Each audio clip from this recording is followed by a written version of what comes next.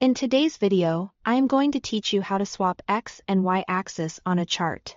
If you've ever created a chart and then realized the data is displayed in the opposite way you intended, don't worry, swapping the X and Y axis is a simple adjustment, and once you know where to look, it only takes a moment.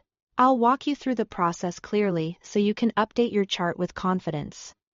To begin, double-click directly on the chart you want to edit. This will open the chart editor panel on the right side of the screen.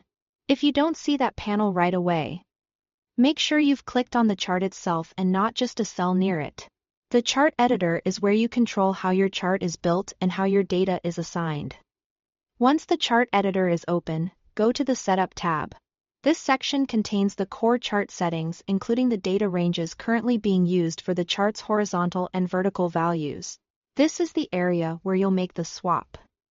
Next, look for the X-axis and series menus. These show the ranges that are currently assigned to your chart. To switch them, you'll first need to remove the existing selections.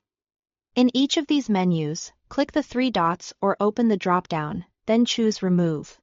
Do this for the currently selected X-axis range and for the currently selected series range as needed.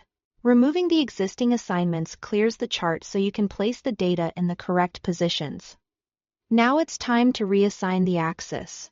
Click Add X-axis and select the range you want to appear horizontally across the chart. This is the data that should run along the bottom axis. After that, click Add Series and select the range you want to display vertically. This becomes the plotted data shown up the side of the chart. As soon as you do this, your chart should update to reflect the new axis arrangement. If the chart doesn't look quite right, take a quick moment to confirm that you selected the intended ranges in the correct order. Even a small range mismatch can affect how the chart appears. That's all it takes to swap the X and Y axis on a chart. It's a quick fix that can make your data much easier to read and present accurately. Thanks for watching.